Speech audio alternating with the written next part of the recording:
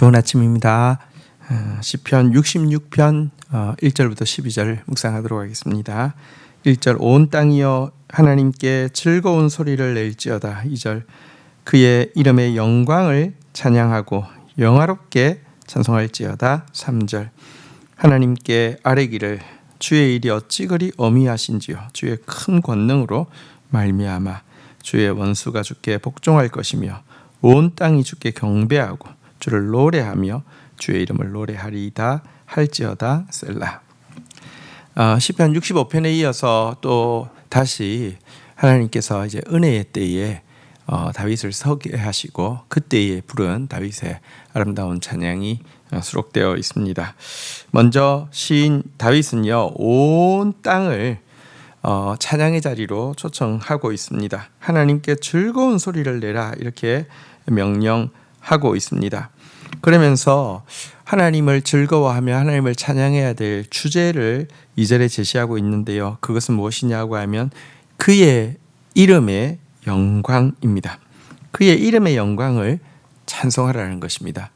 그의 이름의 영광을 찬송하는 것을 영화롭게 여길지어다. 그러니까 참 그 이름을 찬송하는 것 자체를 정말 영화롭게 여기라 이렇게 이야기하고 있습니다. 그렇다고 하면 그의 이름의 영광은 무엇일까요?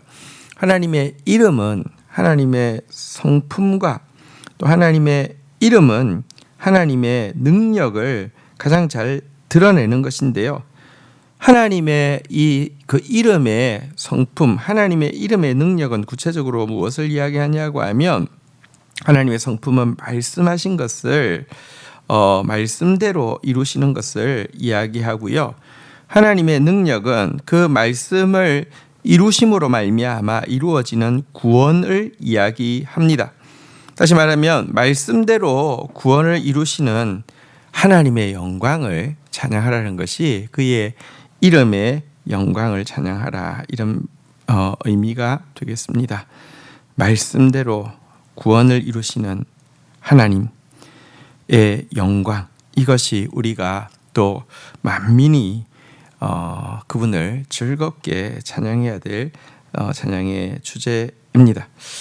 자, 이어서 3절에서는요 이제 그의 이름의 영광, 다시 말하면 말씀대로 구원을 이루시는 하나님의 영광의 찬양의 구체적인 내용을 알려주고 있는데요. 그것은 주의 일이 어찌 그리 어미하신지요 하는 고백에 가장 잘 담겨 있습니다. 하나님의 일은 어미하십니다. 어미하시다는 것은 경이롭고 초월하다는 것입니다. 하나님 일하실 때 참 어떤 때는요 우리가 하나님 일하시지 않는 것처럼 보입니다. 하나님의 때가 아니어서 그렇죠. 근데 또 하나님의 때가 되면 하나님 일하시는데요. 우리 모두 고백하게 될 것입니다. 어미하게 일하십니다. 초월하게 경이롭게 일하시는데요. 이와 같은 어미로우신 주의 일의 권능이 나타나게 되면 두 가지 방면으로 표출되어지는데요. 하나는 원수들이 그분의 발 앞에서 복종하게 되는 모습으로 나타납니다. 마치 10가지 재앙을 겪고 난 바로가 하나님의 권능 앞에 꼬꾸라졌던 것처럼 하나님이 어미롭게 일하시고 나면요 원수는 그 발 앞에서 굴복하고 복종하게 됩니다. 또 동시에 그 어미롭게 일하신 하나님 앞에서 그의 긍휼을 입은 하나님의 백성들은요 그분을 경배하고 그분을 노래하고 그분의 이름을 노래하게 될 것입니다. 그래서 찬양의 주제는 그의 이름의 영광이고요. 찬양의 가장 메인 프레이즈는 주의 일이 어찌 그리 어미하신지요 이 부분이 되겠습니다. 주님의 일은 정말 놀라울 정도로 어미합니다. 자, 이제 5절부터 한번 보도록 하겠습니다. 와서 하나님께서 행하신 것을 보라. 사람의 아들들에게 행하심이 어미하시도다. 6절 하나님이 바다를 변하여 육지가 되게 하셨으므로 무리가 걸어서 강을 건너고 우리가 거기서 주로 말미암아 기뻐하였도다. 7절 그가 그의 능력으로 영원히 다스리시며 그의 눈으로 나라들을 살피시나니 거역하는 자들은 교만하지 말지어다. 자, 이제 5절부터 7절까지 읽었던 내용은 그 어미하신 주의 일의 구체적인 예를 첫 번째 예로 들고 있는데요. 그것은 홍해를 가르시고 마른 땅같이 홍해를 건너게 하신 기적에 대한 내용입니다. 여러분, 이 홍해를 건너게 되었을 때 이스라엘 백성들은요 정말 넘치는 기쁨으로 하나님을 찬양하게 되었을 것입니다. 그러나 또 반면 대적들은요 홍해에서 수장을 당했잖아요. 그 대적들에 대해서 이야기합니다. 지금도 불꽃 같은 눈으로 모든 나라들을 살피고 있으니 결코 교만하지 말라고, 하나님 앞에서 교만하지 말라고 교훈하고 있습니다. 하나님께서 홍해를 가르시는 어미한 일을 행하시고 나자 대적들은 꼬꾸라졌고요. 또 하나님의 백성들은 찬양하게 되었습니다. 이 홍해를 가르신 이 구원의 역사, 지금도 우리에게 행하고 계십니다. 우리 눈앞에 홍해와 같이 결코 넘어설 수 없는 장애가 있어 보이지만 하나님 일하시면 홍해가 갈라집니다. 하나님 일하시면 그 앞에서 그 막아 설 수 있는 것은 아무것도 없습니다. 하나님 일하시는 그 어미하신 일 앞에서 우리는 찬양하게 될 것이고, 하나님 일하시는 그 어미하신 일 앞에서 감히 하나님을 거역하는 교만한 자들은요 입이 닫히게 될 것입니다. 8절부터 12절까지는 또 한 가지 하나님이 행하시는 어미한 일이 나와 있습니다. 8절부터 읽겠습니다. 만민들아, 우리 하나님을 송축하며 그의 찬양 소리를 들리게 할지어다. 9절, 그는 우리 영혼을 살려두시고 우리의 실족함을 허락하지 아니하시는 주시로다. 10절, 하나님이여, 주께서 우리를 시험하시되 우리를 단련하시기를 은을 단련함 같이 하셨으며, 11절, 우리를 끌어 거물에 걸리게 하시며 어려운 짐을 우리 허리에 메어 두셨으며, 12절, 사람들이 우리 머리를 타고 다니게 하셨나이다. 우리가 불과 물을 통과하였더니 주께서 우리를 끌어내사 풍부한 곳에 들이셨나이다. 자, 우리는 하나님께서 이 출애굽 과정에서 행하신 어미하신 일로 홍해를 가르신 것에 대해서는 잘 알고 있습니다. 그러나 이 다윗은요, 이 하나님께서 행하신 어미하신 또 한 가지 일로 광야에서 연단하신 일을 꼽고 있음을 우리가 읽었던 내용을 통해서 알 수 있습니다. 여러분, 광야의 연단이 왜 어미하신 일입니까? 여러분, 하나님께서 이 광야 가운데 이스라엘 백성들을 끄집어낸 것은, 바로 가나안 땅으로 넣지 않고 끄집어낸 것은 하나님의 백성답게 정결케 하여서 가나안 땅에 들어가게 하려 하심인데요, 우리 안에 불순물이 얼마나 많습니까? 하나님 웬만해서는요, 우리가 웬만한 존재가 아니기 때문에 하나님 웬만해서는 광야에서 두 손 두 발 다 들고 실패, 너희들 진짜 견적이 안 나온다, 대책이 안 선다, 그만하자, 이렇게 하셔야 되는데요, 하나님이 이 광야에서 우리를 연단하시는 일을 포기하지 않으셨다는 것입니다. 또 실패하지도 않으셨다는 것입니다. 연단하되 우리가 그 연단을 감당 못하여서 여러분들 우리가 그냥 그것으로 끝났다고 하면 그건 하나님의 성공이 아니잖아요. 하나님께서는요 우리의 실족함을 허락하지 아니하셨습니다. 하나님께서는 우리를 풀무에 도가니에 단련하시지만 그렇다고 해서 우리를 실족하도록 내버려 두지도 않고 결국은 그 연단에 성공하셨다. 이것이 참으로 어미한 일이다. 이렇게 이야기를 하고 있습니다.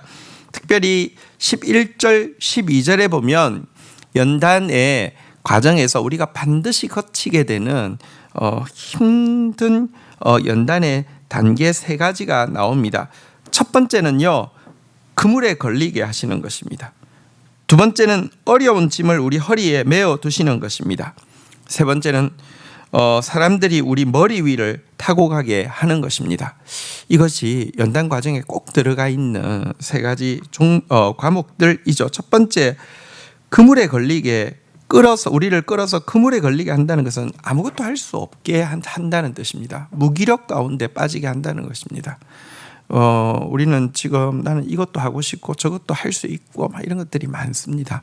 근데 하나님께서 연단하기 시작하면요, 우리는 아무것도 할 수 없고 아무것도 하고 싶지도 않는 단계, 무기력의 단계에 빠지게 하십니다. 또 한 가지는 무거운 짐을 우리 허리에 메어 두는 것입니다. 이거 정말 그냥 쓰러지고 싶습니다. 아니, 낙엽 한 장만 더 끼얹어도 그냥 팍싹 무너질 것 같습니다. 근데 쓰러져서도 안 되고요, 또 쓰러지지도 않습니다. 인내의 훈련이죠. 견디고 버티게 하시는 훈련이죠. 꼭 하나님은 이런, 더 이상 감당하지 못할 것 같아요, 난 쓰러집니다. 그런데 안 쓰러져요. 하나님, 더 이상 감당하지 못할 것 같으니까 좀 도와주세요. 안 도와줘요. 더 감당할 수 있어요. 쓰러지지 않아요. 하나님 우리를 너무 잘 아세요. 어려운 무거운 짐을 허리에 메어두는 인내의 이 연단의 시간을 거치고요. 마지막은요, 사람들이 우리 머리 위를 타고 지나가게 하는 것입니다. 이것은 우리를 비천하게 하는 훈련입니다. 우리를 낮추시는 훈련입니다. 이 훈련은 불과 물을 통과하는 것처럼 우리 가운데 연단할 때 여러분, 불에서 막 뜨겁게 했다가 물에 푹 찢었다가 불에서 막 뜨겁게 했다가 물에 푹 찢었다, 이렇게 하면서 순도도 높아지고 강도도 높아지는 것처럼 하나님께서 이 훈련들을 하십니다. 무기력의 훈련, 아무것도 할 수 없는 훈련, 인내의 훈련, 버티고 견디게 하시는 훈련, 그리고는요, 낮추시고 비천하게 하시는 훈련들. 근데 이런 훈련들을 계속 받다 보면 진짜 나는 아무것도 할 수 없어. 그리고 또 나는 아마 주님 나라 임할 때까지 자격이 없기 때문에 계속 그냥 인내하다가 그냥 끝날 것 같아. 그리고 난 정말 비천한 존재야. 난 정말 이렇게 어떤 것도 받을 자격이 없어. 난 정말 비천한 존재야. 이게 그냥 체념적으로 다가오고 이것으로 그냥 끝날 것 같은 그런 생각을 가지게 됩니다. 그런데요, 때가 있습니다. 이 연단에 우리가 실족하도록 허락지도 않으시고요, 이 연단을 포기하지도 않으시지만 이 연단의 끝이 되면 주께서 우리를 끌어내서 풍부한 곳으로 드리는 놀라운 역전의 역사가 있다는 것입니다. 이것이 믿음의 세계입니다. 이것이 믿음의 역사입니다. 이것이 또 그래서 우리의 소망이지요. 이것이 하나님께서 우리 가운데 행하시는 어미하신 일입니다. 실제로 광야에서의 이런 재령 과정을 다 통과하고 나서는 풍부한 곧 젖과 꿀이 흐르는 가나안 땅으로 하나님께서 인도하신 것처럼 우리에게도 무기력의 시간들, 버티고 견디는 시간들, 낮추시고 비천해지는 시간들 지나게 하시고는요, 정말 꿈꾸는 것 같은 하나님의 말씀하신 것이 그대로 이루어지는 구원의 역사, 영광이 나타나게 될 것입니다. 그 하나님을 우리 찬양하십시다. 주신 말씀 붙잡고 기도하며 나가도록 하겠습니다. 하나님, 온 땅이 당신의 이름의 영광을 찬양해야 마땅함을 고백합니다. 말씀대로 구원을 이루시는 하나님의 영광을 이 시간 높이 깊이 찬양합니다. 주님이 행하시는 일은 어찌 그리 어미하십니까? 초월하게 일하시는 주님, 경이롭게 일하시는 주님, 당신의 일하심 앞에서 대적들은 무릎 꿇고 입이 닫힐 것이며 당신의 일하심 앞에서 가난하고 무기력한 주의 백성들은 입술을 높여 주님의 위엄을 찬양하게 될 것입니다. 주님, 홍해와 같은 장애를 마른 땅처럼 건너게 하신 주님을 찬양합니다. 지금도 우리 앞에 도저히 지날 수 없을 것 같은, 내가 건널 수 없을 것 같은 이 홍해를 능히 건너게 하시는 주님을 찬양합니다. 또한 주님, 우리로 하여금 그 천국 백성이 되도록 연단하심에 있어서 결단코 그 연단을 포기하시지도 않고 그 연단을 통하여서 우리가 실족함을 결단코 허락하시지도 않으시는 주님의 어미하심을 찬양합니다. 무기력의 시간을 지나게 하신 주님, 버티고 견디는 시간을 지나게 하여 주신 주님, 비천해지고 낮아지는 시간을 지나게 하여 주신 주님, 이 시험을 지금까지 견뎌낸 것도 주님의 일방적인 은혜임을 고백합니다. 주님, 우리로 불과 물을 통과하게 하셨사오니 주여 우리를 끌어내사 풍부한 곳에 들이시며 젖과 꿀이 흐르는 땅에서 주님의 어미하심을 마음껏 찬양하며 말씀하신 대로 구원을 이루시는 당신의 영광을 영화롭게 높이는 저희들 되게 인도하여 주옵소서. 예수 그리스도의 이름으로 기도 올립니다. 아멘.